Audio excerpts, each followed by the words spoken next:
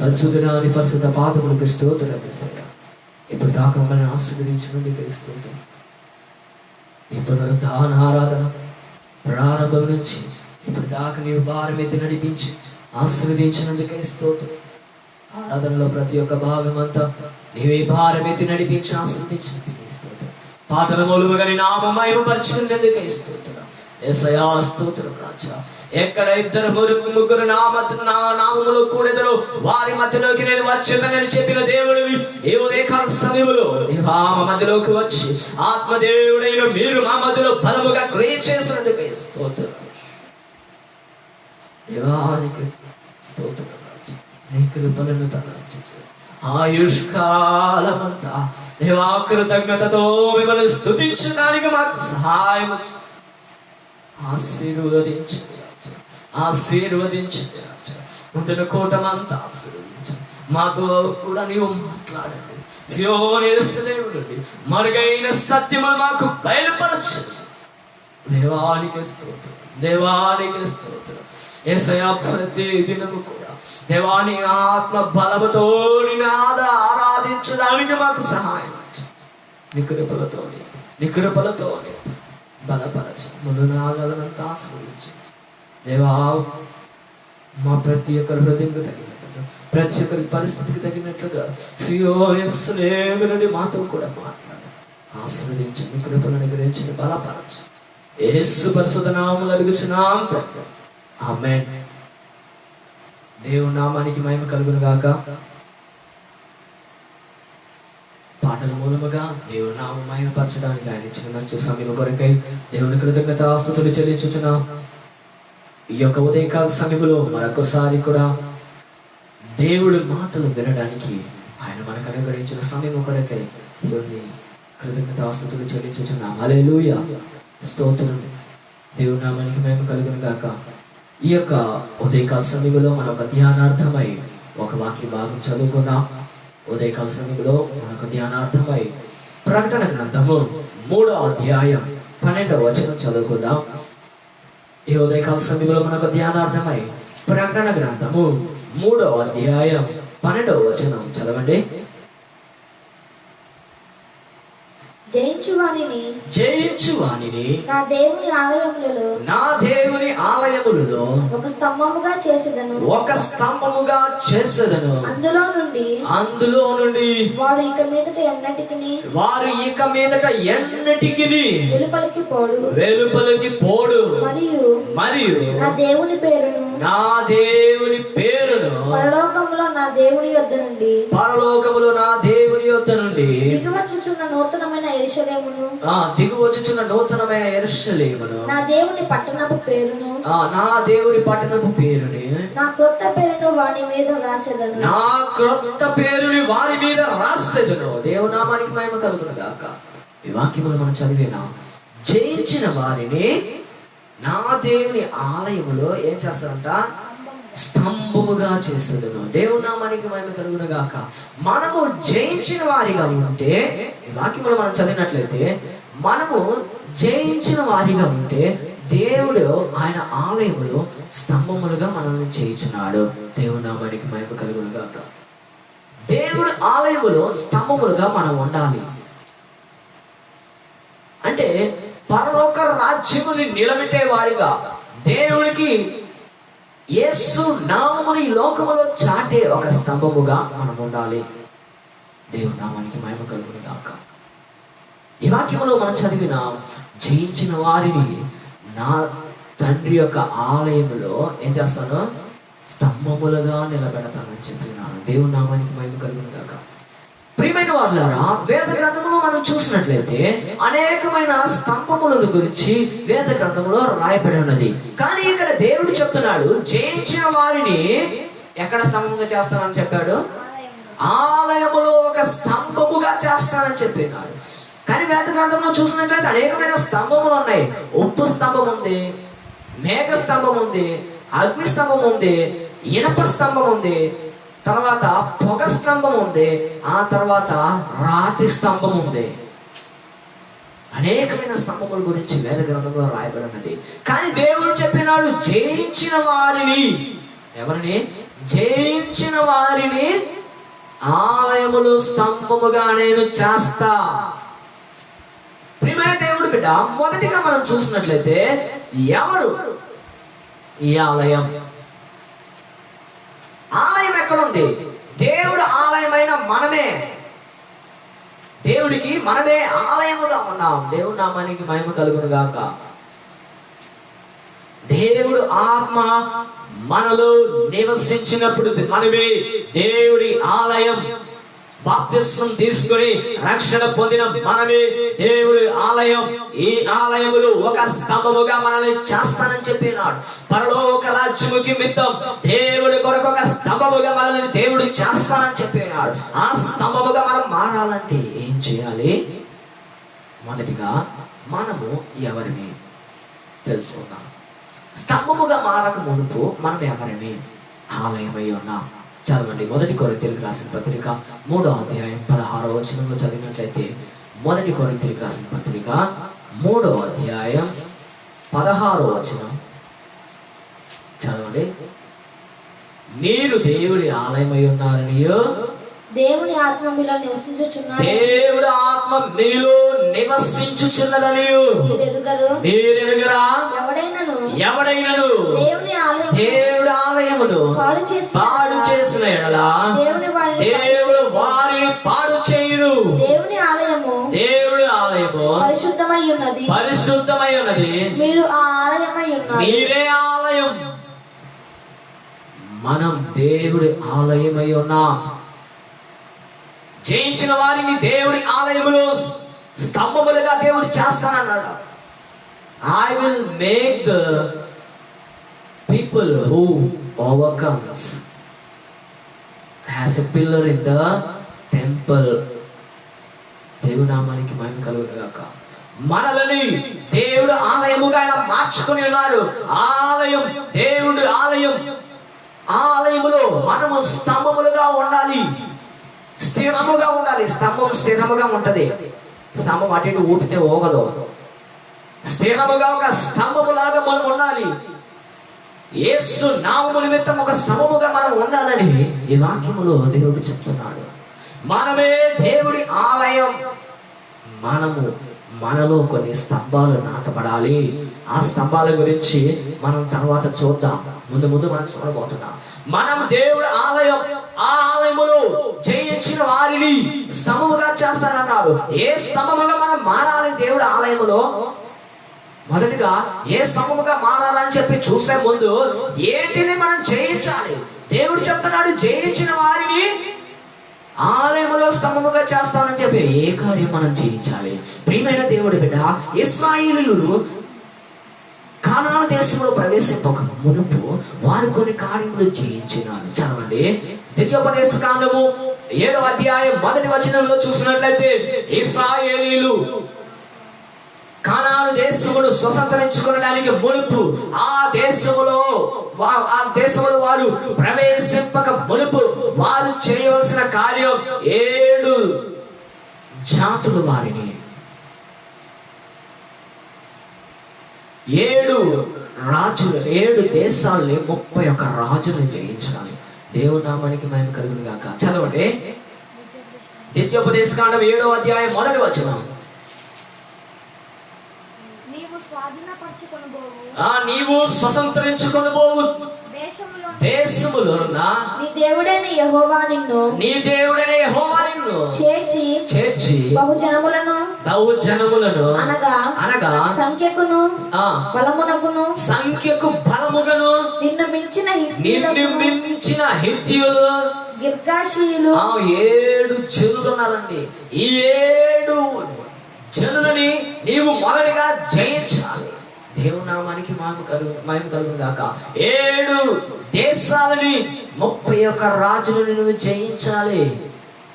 ఆత్మానుసారముగా వీటిని తీసుకున్నట్లయితే 7 దేశాలు అన్నప్పుడు 7 కార్యములకి మనక జీవితంలో వచ్చే 7 పరిశుద్ధపరచబడని కార్యములు మన జీవితంలో న్యాచురల్ గా, అంటే ఉట్టిగా మన జీవితంలో వచ్చే కొన్ని కార్యములు సాదృశ్యంగా ఉన్నవి.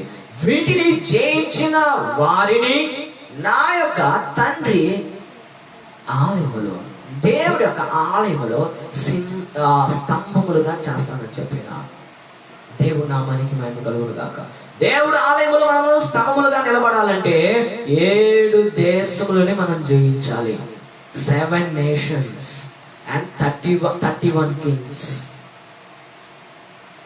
To become a pillar in the temple of God, we should overcome 7 nations and 31 kings.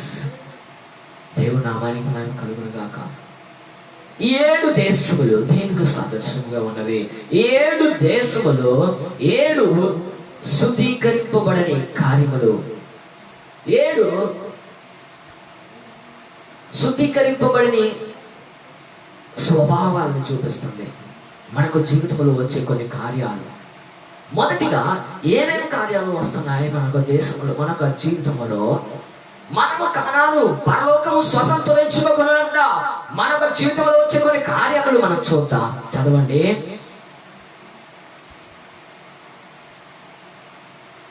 న్యాయాధిపతుల పుస్తకం 6వ అధ్యాయం 12వ వచనంలో చూసినట్లయితే అక్కడ రాయబడి ఉన్నది, గిద్యోను అనే ఒక భక్తుడి గురించి రాయబడి ఉన్నది.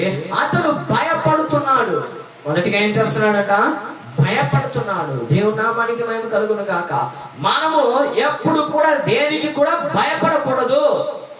గిద్యోను ఫిలిష్తీయులకు భయపడి, ఆ దేశంలో వాళ్ళు వచ్చినప్పుడు వాళ్ళకి భయపడి గానుకు చాటున నివసించున్నాడు, గానుకు చాటున దాంకొని ఉన్నాడు. చదవండి. 6వ అధ్యాయం 12వ వచనం. యెహోవా దూత అతనికి కనబడి పరాక్రమము గల బలాఢ్యుడా యెహోవా నీకు తోడై ఉన్నాడని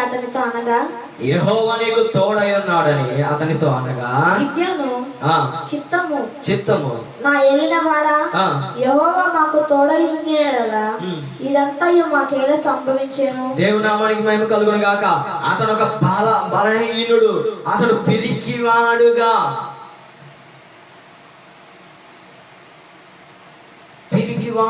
అతను ఏం చేస్తున్నాడు తెలుసా? గానుకు చాటును దాక్కొని ఉన్నాడు, భయంతో ఆడుతున్నాడు. అతను భయంతో గానుకు చాటును దాక్కొని ఉన్నాడు. దేవుని నామానికి మహిమ కలుగును గాక. కానీ దేవుడు అతను చూసి చెప్తున్నాడు, పరాక్రమము గల బలాఢ్యుడా. ప్రియమైన దేవుడు బిడ్డ, నిన్ను చూసి దేవుడు చెప్తున్నాడు, భయముతో లోక కార్యములు చూసి ఏ చిన్న వస్తువును చూసిన భయపడుతున్న నిన్ను చూసి దేవుడు చెప్తున్నాడు, పరాక్రమము గల బలాఢ్యుడా, బలము గలవాడా. దేవుని నామానికి మహిమ కలుగును గాక. భయము మనలో ఉండకూడదు, భయము మనలో ఉండకూడదు. పిరికి వారు దేవుడు రాజ్యములో ప్రవేశింపలేరు. దేవుని నామానికి మహిమ కలుగును గాక. మనకి పిరికితనం అనేది ఉండకూడదు.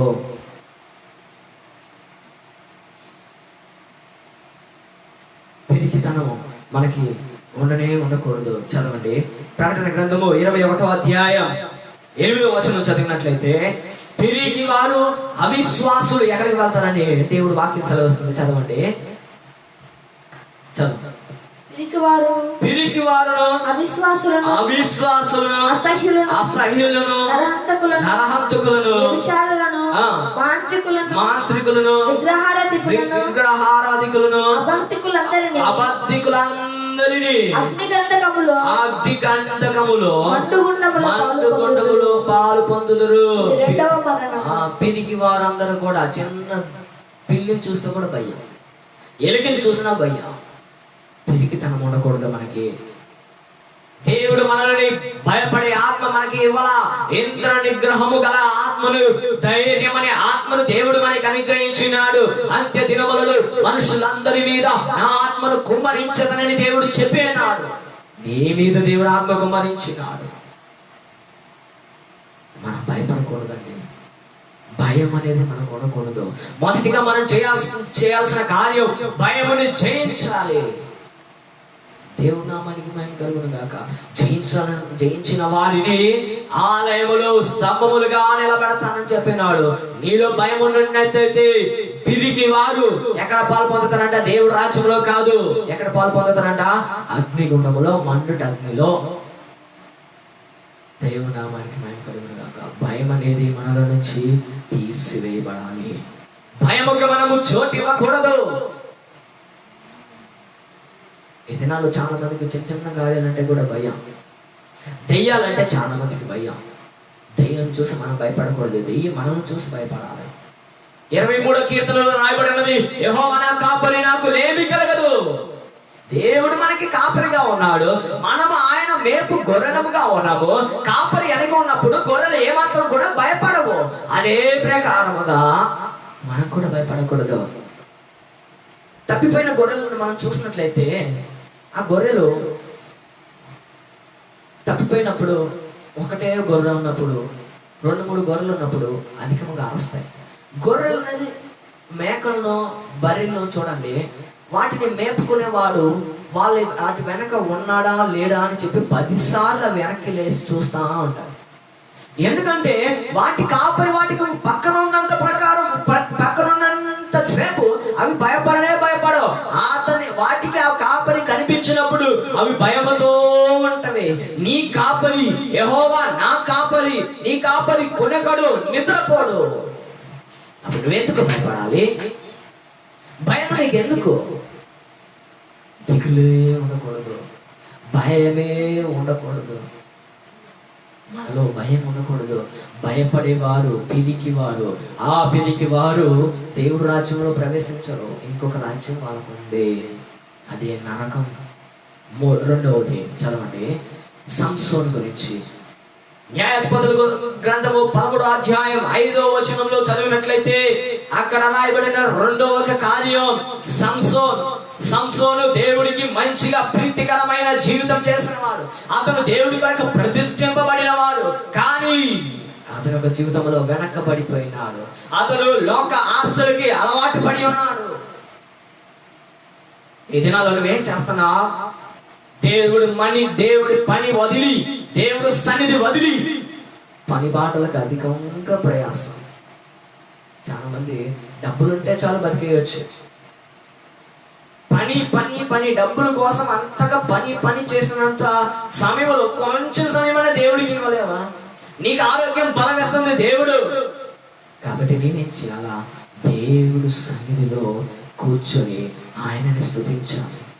పునరుద్ధాన దినమున, ఆదివారమున లోకమంతా సెలవు పెట్టుటే గవర్నమెంటే సెలవిస్తుంది. కారణం, గవర్నమెంట్ ఎందుకు సెలవిస్తుంది? ఆదివారం ఎందుకు సెలవిస్తుంది? రెస్ట్ తీసుకోండి అని చెప్పి. మనం ఏం చేస్తున్నాం? అంత వారం అంతా పని చేస్తాం, ఆదివారం కూడా ఏదో పని చేయాలని చూస్తాం. ఆదివారం దేవుడి సన్నిధిలో కూర్చోవాలి, విశ్రాంతి దినం. దేవుడి సన్నిధిలో నీ ఆత్మకు విశ్రాంతి. దేవుడి సన్నిధిలోనే మనకు ఆత్మకి విశ్రాంతి కలుగును. దేవుడు వాక్యము ద్వారా మన ఆత్మకి భోజనము దొరుకును. దేవుడి సన్నిధిలో ప్రార్థన చేసి ఆయన ఆత్మ అభిషేకముతో నింపబడడమే మన ఆత్మకి దాహం తీర్చబడుతుంది. దేవుని నామానికి మహిమ కలుగును గాక. వారం అంతా నువ్వు ఒకరోజు గంట అరగంట ప్రార్థన చేసి ఉంటావు. వారంలో ఒక్క రోజున 3 గంటల సేపు దేవుడి సన్నిధిలో కూర్చోలేము మనం. దేవుని నామానికి మహిమ కలుగును గాక. వెనకబడిన తాను బాప్తిసం తీసుకొనక మునుపు వ్యాధి బలహీనతలో ఉన్నప్పుడు యేసయ్యా యేసయ్యా యేసయ్యా అంటాం. వ్యాధి బలహీనత పోయిన తర్వాత యేసయ్యా లేదు, ఏం లేదు. వ్యాధి బలహీనత అన్నప్పుడు, లేదంటే యేసుని నమ్ముకోవడం మునుపు స్తోత్రం స్తోత్రం అంటాం. అన్ని మంచిగా ఉన్నప్పుడు స్తోత్రం లేదు, ఆత్రం లేదు. ఇది దేవుడికి ఇష్టమైన బలి కాదు. అన్ని వేళలలో శ్రమ అయినను, హింస అయినను, నిందైనను, మరి ఏదైనను ప్రతి నిమిషం దేవుడు ప్రేమలో మనము నిలబడాలి. సంసోను అలా చేయాల. సంసోను యొక్క జీవితంలో మనం చూసినట్లయితే అతడు వెనకబడిపోయినాడు. 2వది మనం చేయించాల్సిన కార్యం వెనకబడే ఆత్మ. వెనకబడిపోకూడదు. నీకున్న సమయం కొంచెమైనా సరే దేవుడి సన్నిధిలో దేవుడి సన్నిధిలో మనం గడపాలి. పని చేసుకునేటప్పుడు దేవుడిని స్తుతించి, ఎప్పుడు కూడా దేవుడిని స్తుతించాలి. నిత్యము ఆయన స్తుతి నా నోట ఉండును అని చెప్పి దావీదు చెప్తున్నాడు. నిత్యము దేవుడు స్తుతి నీ నోట ఉన్నదా? పనిచేసేటప్పుడు దేవుని స్తుతిస్తున్నావా? లేదే లేదు, ఏదో నామకార్థం. అలా ఉండకూడదు. ఎప్పుడు దేవుని స్తుతించే వాడిగా మనం ఉండాలి, జయించాలి.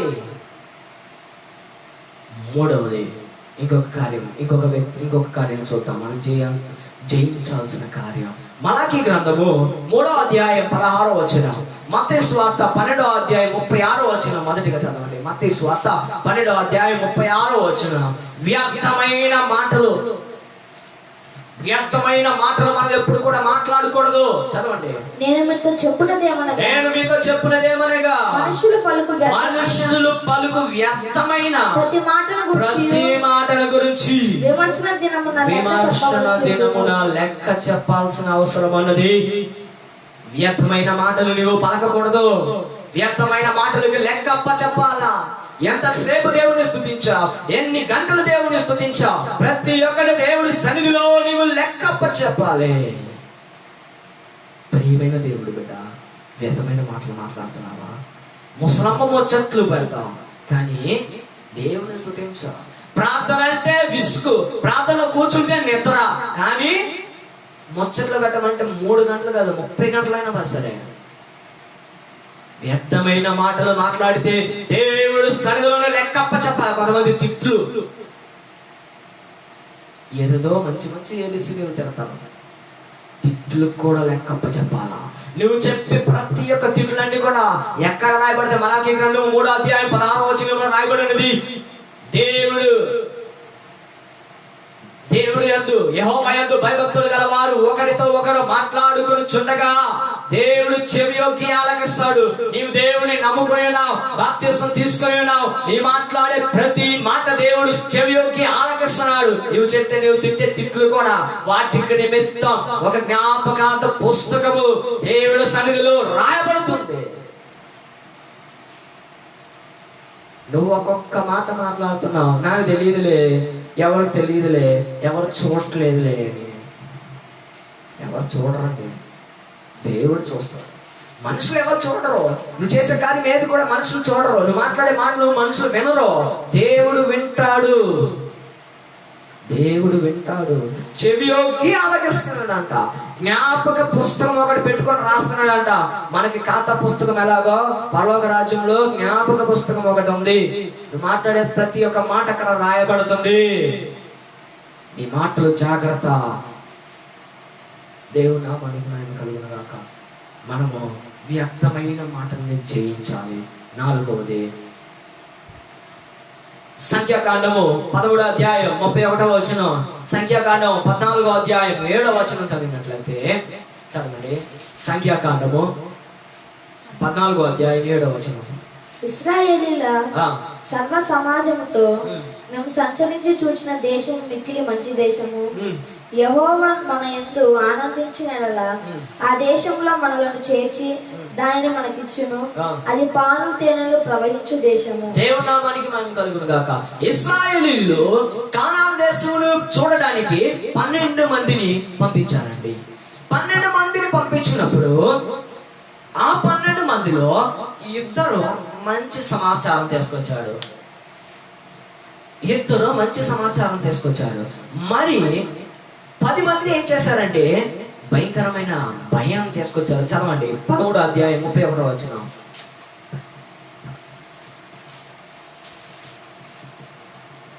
అయితే అతనితో కూడా పోయిన మనుష్యులు ఆ జనులు మనకంటే బలవంతులు. చూడండి 14వ అధ్యాయం 7వ వచనంలో మనం చదివినట్లయితే అక్కడ ఒక యోషువ కాలేబు వాళ్ళు చెప్తున్నారు, ఆ దేశం మంచిది, పాలు తేనెలు ప్రవహించే దేశం, మంచి సమృద్ధి అయిన దేశం, మనమేం భయపడాల్సిన అవసరం లేదు, దేవుడు మనకు ఆ దేశం ఇస్తాడు అని చెప్పి జనులకి ధైర్యం చెప్పారు.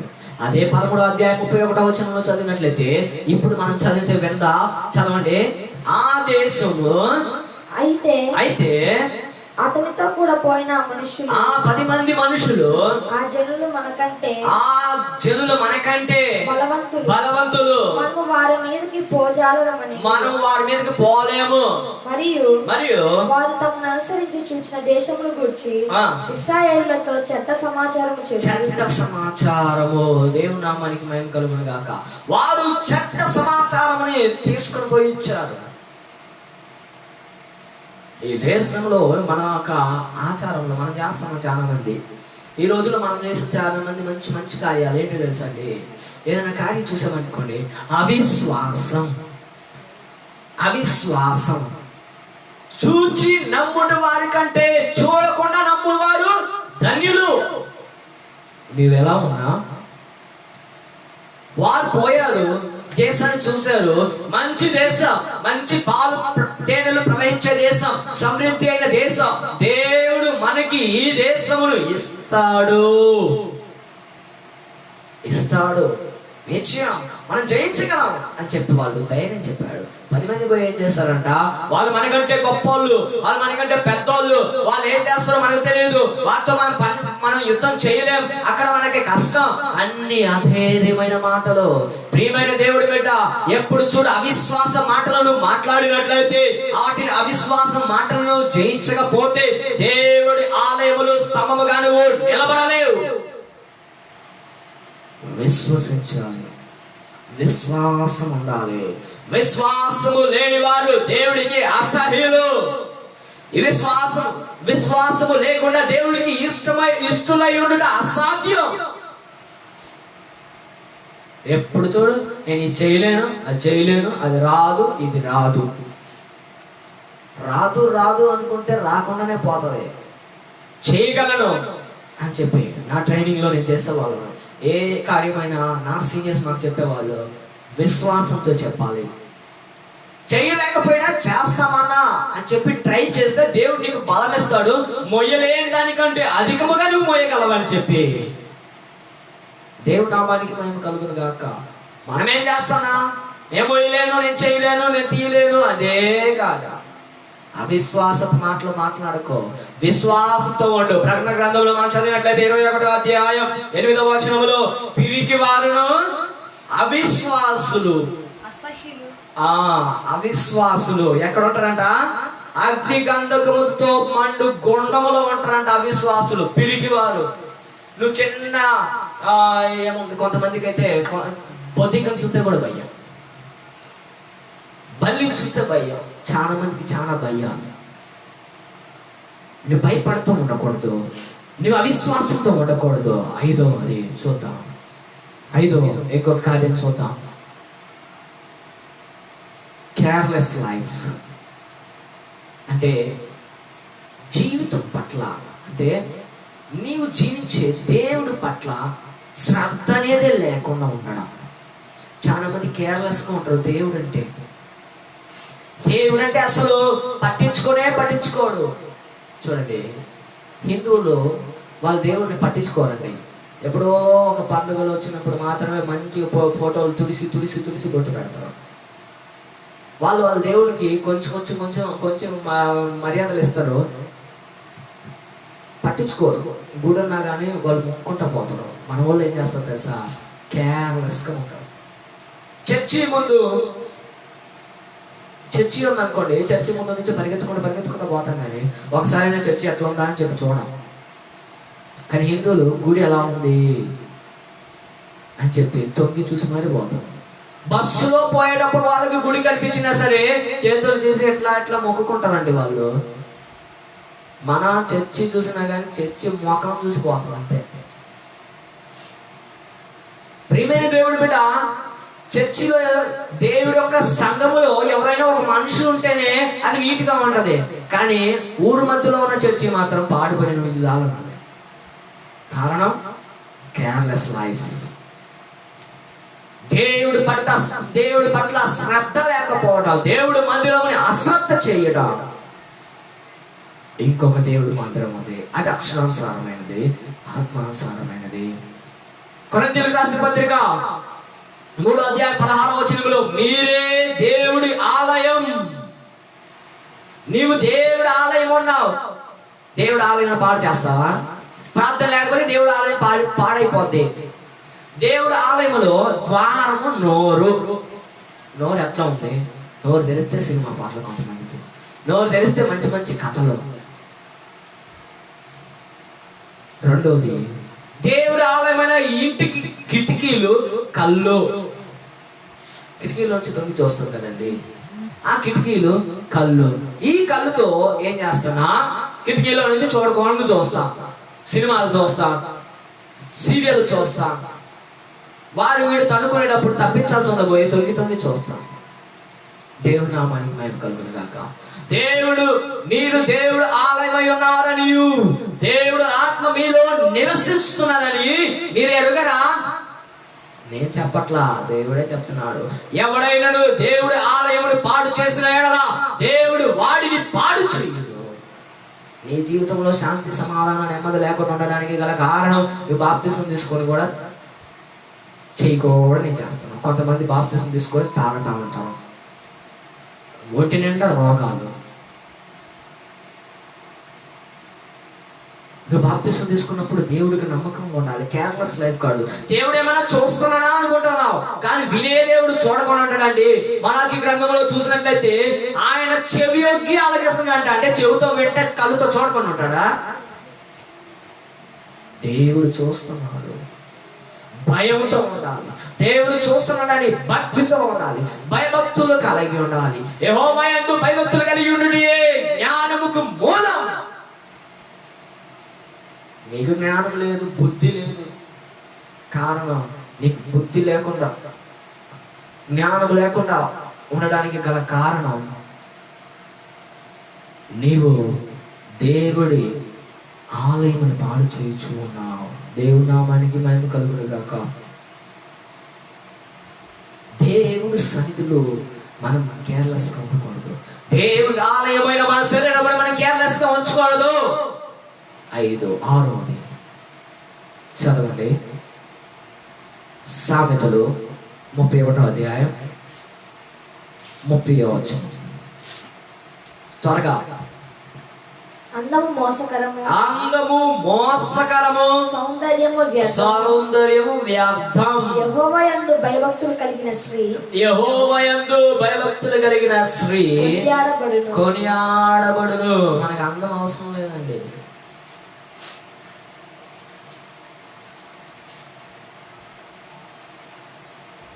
సౌందర్యం అవసరం లేదండి. ఫ్యాషన్ డ్రెస్సులు అవసరం లేదండి. ఈ రోజుల్లో చాలా మంది చేసే కార్యాలు ఏంటంటే స్టైల్ డ్రెస్సులు, జీన్స్ ప్యాంట్లు. లేడీస్ కూడా ఇది ఫ్యాషన్ అంటున్నారు. ఫ్యాషన్ కాదు, అది బైబిల్లో ఉంది. స్త్రీ వేషం పురుషుడు, పురుషుడు వేషం స్త్రీ ధరించుకొని రాదు. అలాంటి వాడు శాపగ్రస్తుడు. దేవుని నామానికి మహిమ కలుగును గాక. గడిచిన దినముల్లో నేను సేవ చేసే సంఘంలో ఎవరైనా కానీ ప్యాంట్ షర్ట్ వేసుకొని వస్తే నేను ప్రసంగం చేస్తా పాపం కళ్ళు తెసి చూసాను అనుకోండి, లేడీస్, ఆడపిల్లలు, చిన్న పిల్లలైనా సరే గెట్ అవుట్ అని చెప్పేస్తాను. అంతే, ప్రసంగం మధ్యలోనే చెప్పేస్తాను. ఎంతమంది ఉన్నా సరే వెళ్ళిపో బయటికి. దేవుడు ఆలయంలోనికి వేషధారంతో రావద్దు. ప్రియమైన దేవుడు బిడ్డ, మన దేవుడి సన్నిధిలో అందంతో ఉండకూడదు. కొంతమంది ఏం చేస్తారంటే ప్రార్థనకు రావాలంటే, ఎందుకమ్మా ప్రార్థనకు ఆలస్యమైందంటే తలకు పోసుకొని ఇంట్లో కూరలు వండుకొని తలకు పోసుకొని స్నానం చేసేలోపు లేట్ అయ్యిందని చెప్పి తలకు పోసుకొని దేవుడు రమ్మని చెప్పాడా? తల స్నానం చేసేది దేవుడు రమ్మని చెప్పాడా?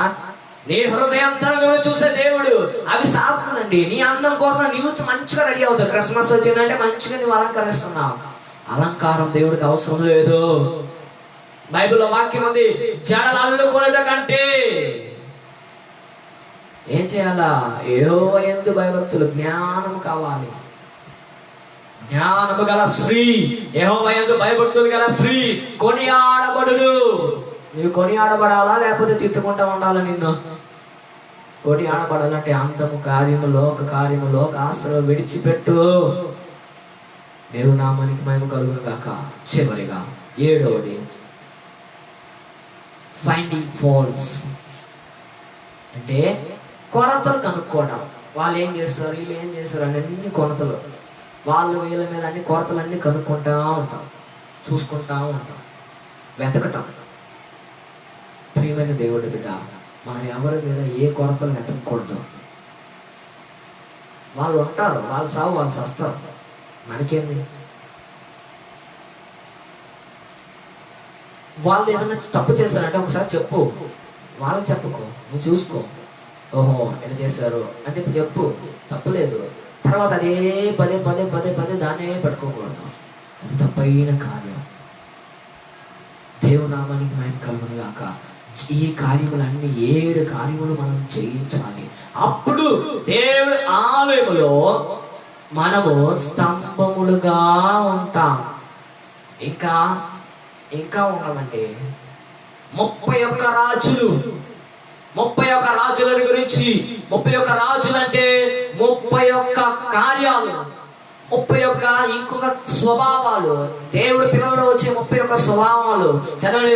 రోమీయులకు రాసిన పత్రిక 1వ అధ్యాయం 21వ వచనం నుంచి 32వ వచనం వరకు చదువుకోండి. అక్కడ 31 స్వభావాలు ఉంటాయి. అక్కడ దేవుడు చెప్పినాడు రోమీయులకు రాసిన పత్రికకి, రోమీయుల సంఘానికి పౌలు గారు చెప్పినాడు, ఈ కార్యములు మీలో రాకూడదు. 31వ వచనం చదవండి. చదివినట్లయితే అక్కడ రాయబడి ఉంటుంది, ఈ కార్యములు మీలో రాకూడదు, చచ్చిన వారమై ఉంటాం.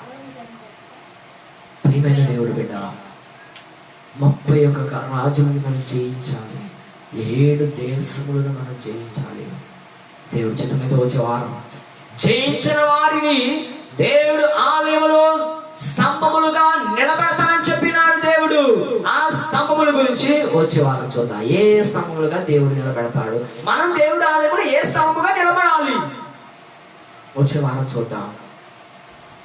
ఈ వారం దేవుడు మనతో మాట్లాడినాడు. జయించాల్సిన 7 కార్యాలు. 1 భయం, రెండవది ఏంటిది? రెండవది వెనకబడిన కార్యం. వెనకబడినవి, వెనకున్నవి మనము చూడకూడదు. ముందున్న వాటి కొరకే, పరలోక రాజ్యము కొరకే మనము పరిగెత్తాలి. వెనకున్నవి చూడకూడదు, విడిచిపెట్టిన కార్యాల గురించి వెళ్ళకూడదు, విడిచిపెట్టిన ఆచారాల గురించి వెళ్ళకూడదు. 3వది వ్యర్థమైన మాటలు. 4వది అవిశ్వాసం. 5వది ఏంటిది? Careless life. 6వది లోక ఆశలు, అందము, సౌందర్యమును గురించిన కార్యములు. 7వది ఇతరుల మీద కొరతలు ఎతికే కార్యం. 7 మనలో ఉండకూడదు. ఇవి 7 మనలో ఉండినట్లయితే దేవుడు ఆలయంలో మనము స్తంభములుగా నిలబడలే, స్తంభములుగా మనము ఉండలే. ప్రార్థన చేసుకున్నాం. యేసయ్యా, నీ ఆలయములో నేను స్తంభముగా ఉండాలి, నీ ఆలయములో నేను స్తంభముగా ఉండాలి. జయించిన వారిని దేవుడు ఆలయములో స్తంభములుగా చేస్తానని చెప్పినావు. నీ ఆలయములో నేను జయించిన వారిగా ఉండాలి. హల్లెలూయా, హల్లెలూయా, హల్లెలూయా, హల్లెలూయా, హల్లెలూయా.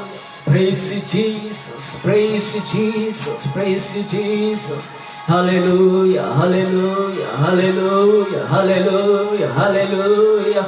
యేసువే నీకే స్తోత్రం, నీకే స్తోత్రం, నీకే స్తోత్రం. హల్లెలూయా, హల్లెలూయా.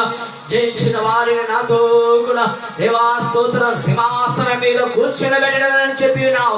దేవాని సింహాసనం మీద కూర్చునడానికి దేవా మాలో అవిశ్వాసము ఉండకూడదు, మాలో భయం ఉండకూడదు, దేవా మాలో వ్యర్థమైన మాటలు ఉండకూడదని నీ వాక్యం సెలవిస్తుంది. హల్లెలూయా, హల్లెలూయా. యేసువే నీకే స్తోత్రం, యేసు రాజా నీకే స్తోత్రం. హల్లెలూయా, హల్లెలూయా, హల్లెలూయా.